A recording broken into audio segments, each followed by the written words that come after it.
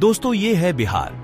बिहार का नाम सुनते ही अक्सर लोगों के दिलों दिमाग में बिहारी मजदूर, गरीबी और पिछड़े हुए राज्य की तस्वीर उभर आती है। आपको बता दो कि बिहार वो राज्य है जिसने चाणक्य जैसा अर्थशास्त्री, चंद्रगुप्त और अशोका जैसा राजा, बुद्ध और महावीर जैसा धर्म प्रवर्तक, आर्यभट्ट जैसा वैज्ञानिक और शेरशाह जैसा शासक दुनिया को दिया। बिहार का इतिहास उतना ही पुराना है जितना भारत। बिहार के बिना भारत के इतिहास की कल्पना भी नहीं की जा सकती। बिहार भारत के उत्तर पूर्वी भाग के मध्य में स्थित एक प्रसिद्ध ऐतिहासिक राज्य है। बिहार जनसंख्या की दृष्टि से भारत का तीसरा सबसे बड़ा राज्य है, जबकि क्षेत्रफल की दृष्टि से 12वां सबसे बड़ा राज्य है। बिहार का कुल क्षेत्रफल 94,163 वर्ग किलोमीटर है, जिसमें 92,257 वर्ग किलोमीटर ग्रामीण क्षेत्र है। 2011 के जनगणना के अनुसार बिहार की जनसंख्या लगभग 10 करोड़ 41 लाख था। जनसंख्या वृद्धि दर के अनुसार 2023 में 10 करोड़ 41 लाख से बढ़कर लगभग 14 करोड़ होने का अनुमान है। वैसे तो हिंदी और उर्दू बिहार की दो राजभाषाएं हैं। इसमें पहली हिंदी और दूसरी उर्दू है। इसके बाद बिहार के मिथिलांचल में बोली जाने वाली मैथिली भाषा भारतीय संविधान की 8वीं अनुसूची में शामिल है।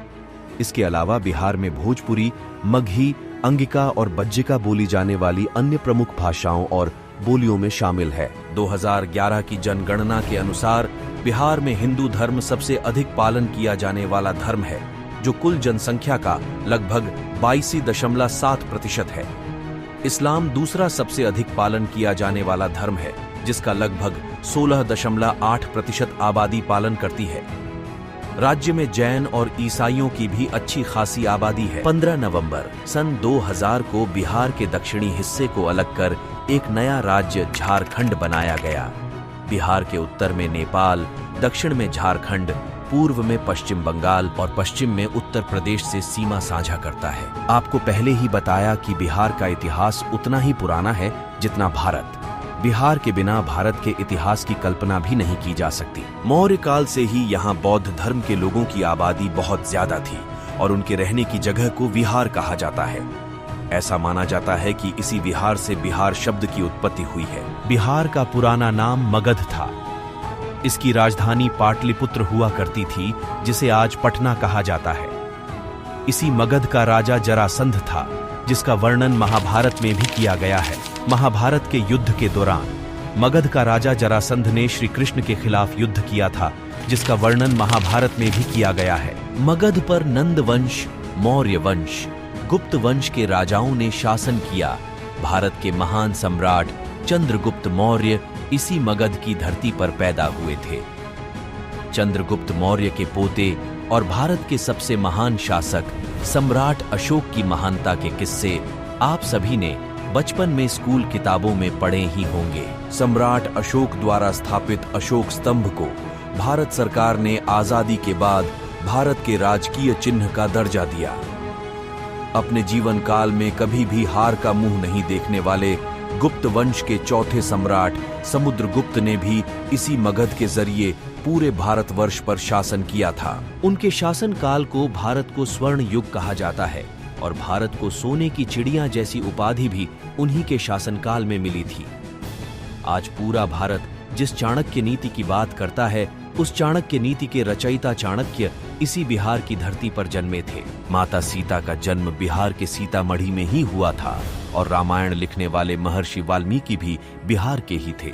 जिस समय पूरी दुनिया में लोगों को शिक्षा का सही अर्थ तक नहीं मालूम था, उस समय मगध यानी बिहार का नालंदा विश्वविद्यालय शिक्षा, संस्कृति और शक्ति का केंद्र था। इस विश्वविद्यालय में पढ़ने के लिए पूरी दुनिया से छात्र आते थे। इसी नालंदा विश्वविद्यालय में उस वक्त की पूरी दुनिया की सबसे बड़ी लाइब्रेरी हुआ करती थी, जिसे तुर्क आक्रमणकारी कुतुबुद्दीन ऐबक के सेनापति बख्तियार खिलजी की फौज ने 12वीं सदी में जला दिया था। ये लाइब्रेरी इतनी बड़ी थी कि इसे पूरी तरह जलने में 3 महीने लगे और इसमें रखी 9 लाख पांडुलिपि नष्ट हो गई। बिहार सिखों के 10वें गुरु गुरु गोविंद सिंह जी का जन्म स्थान है। सिखों का पवित्र स्थान हरमंदिर तख्त पटना में ही है। जैन धर्म के 24वें तीर्थंकर भगवान महावीर का जन्म भी बिहार के वैशाली में ही हुआ था।